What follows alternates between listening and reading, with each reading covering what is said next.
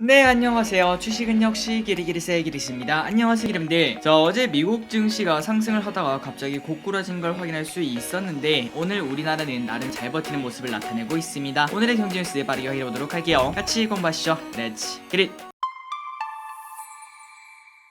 첫 번째 소식입니다. 어제 미국장이 왜 이렇게 나빠졌는지 한번 보도록 하겠습니다. 바로 애플 때문이라고 하는데요. 어제 저녁 미국 증시는 상승을 기분 좋게 하다가 갑자기 하락을 했습니다. 그 이유는 바로 애플, 1등 주식 애플이 무슨 일 때문에 이렇게 빠졌나 봤더니 경기 침체를 대비해서 고용과 지출을 줄인다, 이러한 소식을 전했다고 합니다. 그래서 투자자들이 딱 봤을 때는 야, 애플이 만약에 나중에 돈을 잘 번다고 생각한다면은 고용과 지출을 줄일 리가 없지 않겠니? 이러한 투자 심리가 전해지면서 주가는 하락 마감했다고 하는데요. 그러다 보니까 미국 증시에 또 경기 침체 부담감을 심어줬다고 합니다. 그리고 지금부터는 실적 시즌이 시작되고 있는데 최근 들어 걱정이 많은 걸 확인할 수 있죠. 그리고 넷플릭스의 실적 발표가 오늘 저녁에 있는 걸로 알고 있는데 거기서 만약에 또 나쁘게 나온다면은 최근 들어 이상한 변호사 우영우 때문에 쭉쭉 올라갔던 콘텐츠 관련주가 또다시 미끄러지는 그런 흐름이 나타날 수도 있겠죠. 그렇기 때문에 지금 이제 나오는 실적들을 우리가 꼭꼭꼭 공부를 해야 될 것 같습니다. 어쨌든 이런 와중에 한국 증시는 나름 잘 버티고 있어서 일단은 다행이네요. 다음입니다. SK하이닉스 공장 증설 보류. 글로벌 경제가 불확실한 한가 봅니다. SK하이닉스도 충북 청주 공장 증설 계획을 보류한 것으로 확인됐다고 한데요. 그렇다면 그 이유가 뭔가 봤더니 바로 경제 불확실성에 따른 투자 계획 변경이라고 합니다. 그래서 애초에 지으려고 했던 거는 바로 4조 원이나 투자해서 신규 반도체 공장을 향후 반도체 수요가 늘 것을 대비해서 미리 짓는다는 계획을 가지고 있었는데 하지만 지금은 조금은 불확실한 상황이다 보니까 선투자를 하기에는 조금 부담스러웠다고 생각을 해볼 수 있겠죠. 그렇기 때문에 SK하이닉스 공장 증설이 보류가 되었다, 이런 소식을 확인할 수 있고, 그리고 얼마 전에는 LG 엔솔도 미국에 공장을 지으려고 했는데 그거를 또 검토한다, 이런 소식이 나온 바 있었죠. 그만큼 지금 세계 증시가 불안하다는 걸 우리가 한 번 더 확인할 수 있습니다. 다음입니다. 오늘 가장 중요한 뉴스 중 하나라고 볼 수 있겠죠. 오늘 옐런이 한국에 왔습니다. 여기에 대해서 한번 보도록 하겠습니다. 자, 윤석열 대통령은 오늘 오후 제닛 옐런 미국 재무장관을 접견하고 양국 현안을 논의할 예정이라고 합니다. 아마도 이 안에는 반도체, 러시아 원유 가격 상한제, 북한 추가 제재 등을 다룰 것으로 보인다고 하는데요. 그리고 옐런 재무장관이 이창용 한국은행 총재와도 만난다는 계획이 있다고 합니다. 또한 히토리와 그 다음에 태양광 패널 등 이러한 핵심 제품의 중국 의존도를 줄이기 위해서 한국과의 공급망을 강화하지 않겠나, 이러한 이야기도 나온다고 합니다. 그래서 옐런이 이렇게 한국에 온 걸 확인할 수 있는데 여기서 어떤 이야기가 나오는지, 그리고 어떤 섹터가 그만큼 수혜를 볼 수 있는지, 이 부분을 우리가 지속적으로 체크를 해야 될 것 같습니다. 그리고 옐런은 LG 사이언스 파크를 방문을 했다는 소식입니다. 자, 왼쪽에 있는 게 바로 LG 사이언스 파크라고 하는데요. 오늘 옐런이 LG 사이언스 파크 안에 LG 화학을 찾아서 한미 양국이 굳건한 경제 동맹으로 성장해왔고 우리 경제 파트너십은 지속적으로 성장하고 있다, 이렇게 말했다고 합니다. 그리고 LG 화학은 옐런 장관이 이번 방한 기간 동안 방문하는 유일한 기업이라고 하는데요. 그만큼 의미가 있지 않을까라는 생각 해볼 수 있겠네요. 참고로 지난번에 바이든은 또 한국에 왔을 때 반도체를 관심있게 본 걸 기억하고 계실 겁니다. 그런데 이번에는 2차전지 및 첨단 소재를 방문하는 걸 확인할 수 있기 때문에 이러한 것들을 전부 다 중요하게 여기는 거 아니겠는가. 그리고 앞으로 우리나라 증시에서도 2차전지와 그리고 반도체, 여기가 조금은 주도하지 않을까라는 생각 해볼 수 있습니다.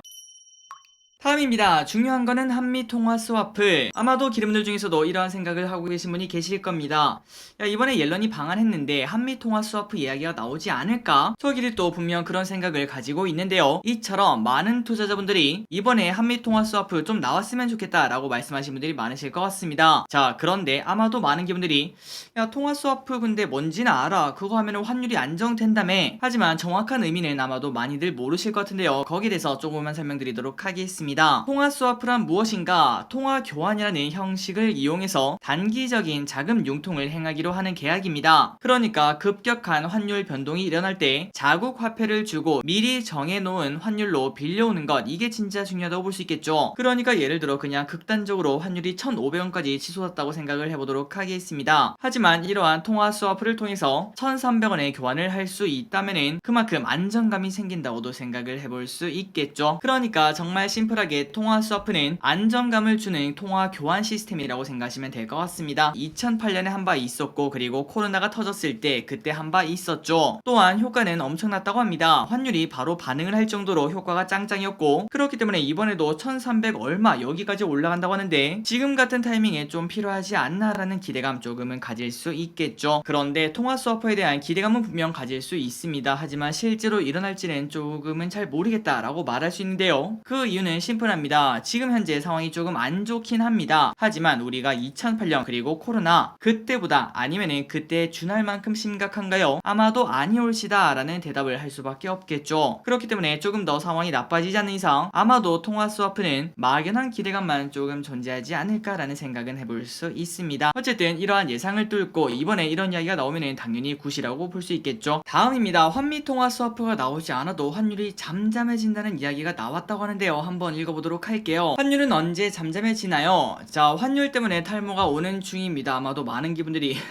저랑 비슷하지 않나 라고 생각을 해볼 수 있는데, 유안타 증권에서는 올해 말까지 1200원 초반까지 뚝 떨어질 것으로 예상을 한다고 합니다. 그렇다면 그 이유가 중요하겠죠. 그 이유가 뭡니까? 바로 그 이유는 지금까지 환율이 급등한 이유는 미국의 긴축적 통화 정책에 따라 엔화 약세가 나타났으며, 그리고 유럽은 전쟁 리스크 때문에 유로 약세가 나타났다고 합니다. 그러다 보니까 지금 현재 하나 가치랑 전혀 상관없이 그냥 미국 달러만 쭉쭉쭉 올라가는 흐름이 나타났으며, 그리고 그 영향을 우리가 지금 보고 있다고 볼 수 있겠죠. 하지만 여기서 생각을 해볼 게 딱 한 가지가 있다고 합니다. 바로 환율에서 컨트롤 가능한, 그러니까 통제 가능한 부분이 있고, 그 다음에 통제가 불가능한 부분이 있다고 하는데, 일단 위에 있는 미국의 긴축적 통화 정책, 이거는 우리가 언제 끝날지 알 수가 없습니다. 그러니까 불확실하고요. 그리고 유럽의 전쟁 리스크, 이 또한 언제 끝날지 우리가 알 수가 없겠죠. 그렇기 때문에 이러한 요인들은 통제가 불가능한 요인이라고 생각을 해볼 수 있는데, 하지만 원화 가치 같은 경우는 통제가 가능하다고 합니다. 그 말인즉슨 환율이 이렇게 엄청나게 올라가고 있는데 원화 가치를 충분히 조금 더 강하게 만들어서 조금 잠잠하게 만들 수 있다는 소리겠죠. 그리고 이 와중에 미국의 긴축적 통화 정책도 절대 무제한이 아니며 유럽의 전쟁 리스크도 또 언젠가는 끝나고 잠잠해질 거라고 생각을 해볼 수 있겠죠. 그렇기 때문에 결국은 강달러가 조금 잠잠해지는 흐름이 나타날 수 있다, 이렇게 볼 수 있으며, 그리고 유안타증권에서는 올해 말까지 지금 현재 1300원 초반대라고 볼 수 있습니다. 그런데 이게 1200원 초반까지 100원이나 떨어질 것으로 예상을 한다고 합니다. 그리고 그렇게 떨어진다면 외국인의 기환 충분히 기대할 수 있겠죠. 최근 들어 외국인이 2차전지 그 다음에 반도체 이 두 가지를 많이 사고 있는데 지속적으로 매수가 들어올지 우리가 관심있게 봐야 될 것 같습니다. 다음입니다. 중국도 경기 침체에서 자유롭지 않아. 최근 들어 숨고르기에 들어간 중국 증시 그동안 20% 정도 올랐으니까 좀 쉬어도 되겠지 라는 생각이지만, 그 와중에 경기 침체 부담감은 존재를 하고 있다고 합니다. 실제로 중국 기업의 실적 전망치도 하향되고 있으므로 실적 발표 전에 차익 실현 나서는 물량도 존재하고 있다고 한데요. 게다가 최근 나온 지표가 또 나쁩니다. 최근 발표된 2분기 GDP 성장률이 전년비 0.4%로 최악이 나왔어요. 그래서 중국에서도 야, 이거 경기 침체 피할 수 없네, 이런 이야기가 나오고 있는데, 다만 그 와중에 절대 중국은 이 성장을 포기할 수 없을 것이다. 그래서 결국 지금 GDP 성장률이 매우 최악으로 나오는 걸 확인할 수 있는데, 이제 하반기에 전부 다 되돌리기 위해서 엄청난 대규모 부양이 나오지 않겠니? 라는 이야기가 나온다고 합니다. 그 말인즉슨 시장에 돈이 풀린다는 소리고, 그리고 돈이 풀리면은 어떤 일이 생기는지는 우리가 작년 그리고 재작년에 충분히 공부한 바 있습니다. 그렇기에 중국 정부는 지금처럼 이렇게 조금씩 빠질 때 그때가 바로 기회가 아니겠니? 라는 생각해볼 수 있겠네요.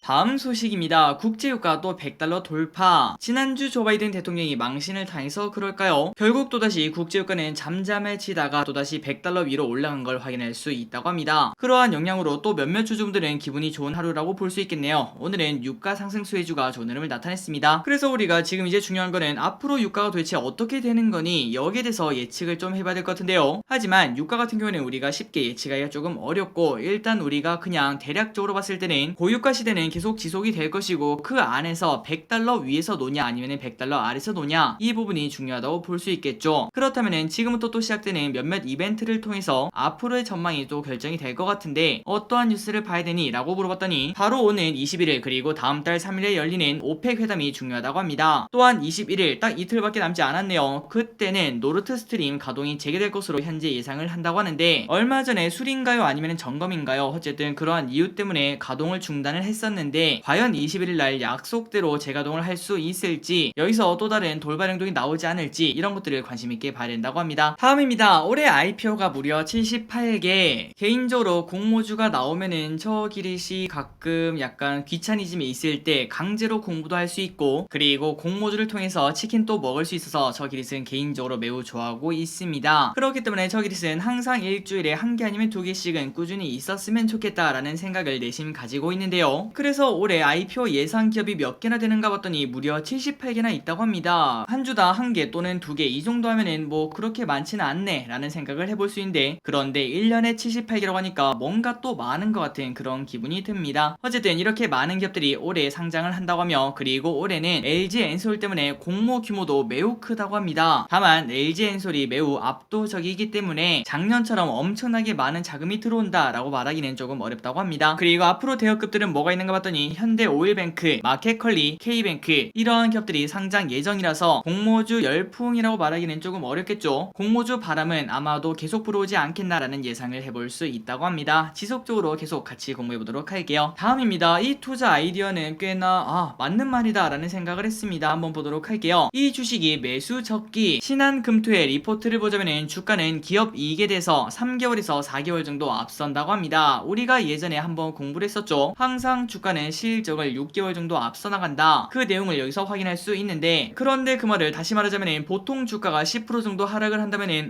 다음 분기 이익이 꺾이는 거구나 라고 생각을 해볼 수 있다고 합니다. 그리고 최근에는 지속적인 약세장이 나타나고 있죠. 코스피는 1년 내내 하락하고 있고, 그 다음에 미국 증시도 8개월 넘게 하락을 하고 있습니다. 그 말인즉슨 지속적으로 실적이 하향을 하고 있구나 라는 생각을 해볼 수 있겠죠. 그런데 여기서 조금만 반대로 생각해보자면은 실적은 바닥이고 더 떨어지는 거 아니냐, 이러한 공포가 있는데, 그 와중에 주가가 반등할 때는 모든 종목들이 그런 건 아니겠지만 그 안에는 지금부터 실적이 턴어라운드하는 기업이 분명 숨어 있다고 합니다. 그리고 보통은 실적 개선이 일어나면은 몇 년 동안 쭉쭉 올라가는 그런 흐름이 나타날 수 있기 때문에, 지금처럼 주가가 쭉쭉쭉 그리고 실적도 쭉쭉쭉 떨어지는 기업을 딱 봤는데 뭐야 최근 들어 반등이 좀 심상치 않다 이런 이야기가 나온다면은, 그때가 바로 지금부터 이제 실적이 턴어라운드 하는 기업을 가장 싸게 살 수 있는 기회가 아니겠는가 라는 생각 해볼 수 있다고 합니다. 그러니 기분들 바닥권에서 올라오는 기업들을 보고 뭐 그래봐야 뭐 그냥 데드캣 바운스겠지 이렇게 그냥 간단하게 생각할 게 아니라, 이 기업의 실적이 이제부터 좀 올라가지 않을까, 그런 생각을 바탕으로 충분히 공부할 필요가 있고, 그 아이디어가 맞아떨어진다면은 향후 몇 년간 우리의 수익은 그 기업이 책임을 질 거라고도 생각을 해볼 수 있겠죠. 이러한 투자 아이디어는 꼭 생각을 해보시면 좋을 것 같습니다. 다음입니다. 유럽 날씨가 미쳤어요. 유럽이 폭염으로 난립니다. 열사병으로 사망한 사람들이 벌써 발생을 하고 있으며, 그리고 열을 받은 철도가 구부러질 수도 있다 이러한 걱정에 열차 운행이 중단된 바 있고, 그리고 비행기 활주로도 손상까지 되고 있다고 합니다. 또한 프랑스와 영국의 몇몇 지역에서는 38도를 넘겨 역사상 최고치에 육박을 하고 있으며, 이런 폭염은 산불로까지 이어지고 있다고 합니다. 그래서 결국 이 모든 게 지구온난화 탓이다 이러한 생각을 충분히 해볼 수 있고, 그렇기 때문에 친환경에 관련된 이야기가 당연히 나올 수밖에 없지 않겠나, 우리가 지속적으로 여기에는 투자를 해야 되지 않겠나 라고 생각을 해볼 수 있습니다.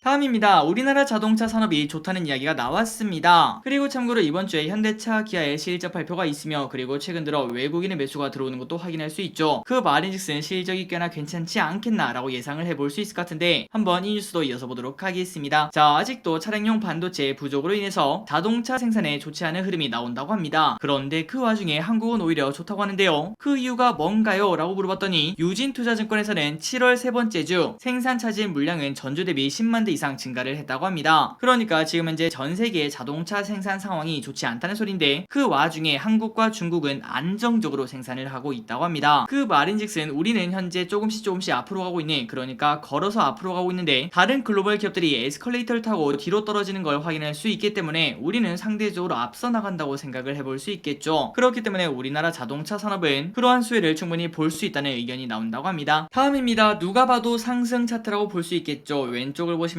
코로나 신규 확진자가 있는데 어느덧 73,500명까지 왔다고 합니다. 이미 정부 예상치를 2배 넘게 뛰어넘은 확진자 수를 나타내고 있으며, 다만 이 와중에 4차 접종이 좀 많아지지 않을까라고 생각을 했는데 아직까지는 한산한 모습을 보여주고 있다고 합니다. 그 말인즉슨 이미 코로나는 공포의 대상이 아닌 거 아닌가라는 이야기가 나온다는 거겠죠. 그리고 앞으로 질병관리청은 예방접종 후 42일 이내에 사망하고 부검을 했는데 사망 원인이 불명인 경우에는 위로금 1,000만 원을 지급한다는 결정이 나왔다고 합니다. 또한 또한 이 와중에 오미크론 BA.5 변이 최근 들어 확산 속도가 매우 빠른 변이라고 하죠. 이 변이가 전체 확진자의 무려 52%나 차지할 정도로 확산 속도가 매우 빠르기 때문에 항상 여러분들 이제 여름 휴가철이 시작이 되었는데 코로나는 꼭 조심을 하시면 좋을 것 같습니다. 다음입니다. 빗썸 경제연구소 비트코인 오른다. 자, 개인적으로 이러한 소식을 딱 들었을 때 야 근데 빗썸 경제연구소면은 결국 빗썸 산하 아냐? 그리고 빗썸은 어쩔 수 없이 비트코인이 오르면서 거래량이 올라야지 돈을 많이 벌 수 있을 것 같은데 이 연구소에서 상승을 예측을 한다고 하니까 조금은 너무 낙관적으로 본 거 아닐까? 남들보다는 조금 더 낙관적으로 보는 그러한 시각이 있지 않을까라는 생각은 조금 해볼 수 있습니다. 어쨌든 그 이유를 봐야겠죠. 이유를 보자면은 앞으로 비트코인이 상승할 것으로 예상하는 이유는 연말에 금리 인상이 막바지로 향하면서 긴축 사이클 종료에 대한 기대감이 현재 존재한다고 설명했습니다. 그리고 이미 장단기 금리차 역전이 일어난 바 있으며 이때까지 대부분은 6개월 이내에, 그러니까 장단기 금리차가 일어나고 난 다음에 6개월 이내에 금리 인상이 종료된 바 있었다고 합니다. 그리고 금리 역전 이후 8개월 정도가 지나면은 금리가 인하되는 사이클이 이제 시작을 하기 때문에 올해 연말이 바로 그때라고 합니다. 그리고 그때는 성장주 게다가 암호화폐 이 두 가지가 가장 좋아하는 날씨라고 생각을 해볼 수 있겠죠. 그래서 이러한 생각을 바탕으로 비트코인은 지금부터 이제 오를 거다 이러한 생각을 한다고 합니다. 다음입니다. 오늘의 기업 두 가지를 빠르게 보고 끝내보도록 하겠습니다. 첫 번째 카카오. 어제 오랜만에 인터넷 대표주가 좋은 흐름을 나타냈습니다. 그래서 이제는 추가 상승이 좀 나올 수 있지 않을까 이러한 고민이 생긴다고 하는데 DB금투는 카카오가 올해 하반기에는 성장 요인이 분명 존재는 하고 있지만 기대치는 못 미칠 것이다 이러한 예상을 하며 목표 주가는 11만원으로 하향 조정했다고 합니다. 그런데 카카오 주주분들은 야 11만원도 필요 없어 일단 10만원만 가자 이런 생각을 하실 것 같은데요. 그만큼 지금 상황이 안 좋다고 볼 수 있습니다. 그리고 이 와중에 올해 하반기 콘텐츠를 중심으로 한 성장이 유효하다며 이에 따라 주가 상승 가능성이 분명 있다 이런 것들을 감안해 투자 의견은 매수를 유지했다고 합니다. 그리고 카카오의 실적을 보도록 하겠습니다. 성장주의 대장답게 쭉쭉쭉 크게 성장하는 걸 볼 수 있죠. 그리고 내년 예상퍼는 40, 내후년은 34로 지금같이 금리 인상 시기에는 조금은 싸다고 말하긴 좀 어렵다라고 생각을 해볼 수 있고 만약에 다시 또 성장주가 좋아하는 그러한 시기가 온다면은 그때가 바로 카카오가 또다시 신고가를 향해 가는 그러한 현상이 나타나지 않을까라는 생각을 해볼 수 있습니다. 그러니 결국 만약에 카카오에 투자한다면 조금은 긴 호흡으로 장기 투자하겠다 이러한 마인드가 필요하다고 볼 수 있겠죠. 마지막으로 이마트를 보도록 하겠습니다. 차트가 비슷하네요. 지난번에 우리가 경기 침체 소식을 다루면서 이럴 때는 저소득 인구의 삶이 팍팍해진다며 저소득 소비에 관련 주식을 피하자 이러한 이야기를 공부한 바 있었습니다. 그렇다면 우리나라는 이마트라고 볼 수 있을 것 같은데 과연 이 기업은 어떤지 보도록 할게요. 자, 삼성증권은 목표 주가를 20% 낮춰서 13만 5천원으로 책정을 했다고 합니다. 그 이유는 바로 실적 때문이라고 하네요. 지금 실적은 딱 손익분기 수준에 그칠 것으로 보이며 앞으로 반등의 열쇠는 분명 존재를 하고 있는데 그 열쇠가 뭔가 봤더니 바로 물가 안정이라고 합니다. 그러니까 인플레 국면 그리고 경기 침체 국면에서는 이마트가 살아남기가 조금 쉽지 않다라고도 생각을 해볼 수 있겠죠. 결국 앞으로 물가와 경기 침체에 달렸다고 생각을 해볼 수 있습니다. 그런데 그 와중에 컨센은 조금씩 성장한다는 걸 볼 수 있고요. 그리고 아래 보시면은 내년 퍼가 9.2, 내후년은 7.2로 이 정도면은 비싸다고 말하기는 어렵다라고 생각을 해볼 수 있겠죠. 과거 평균 퍼를 봤을 때 지금 가격은 충분히 매력이 있다고 볼 수 있습니다. 다만 그 속도가 그렇게 빠르지는 않겠구나라는 생각은 해볼 수 있겠죠. 한번 여러분들 이마트 그리고 카카오 공부해보시기 바랍니다. 자, 오늘 공부 여기까지 끝났습니다. 항상 이렇게 같이 공부해서 진심으로 감사합니다. 지금까지 기리셨습니다. 아이요.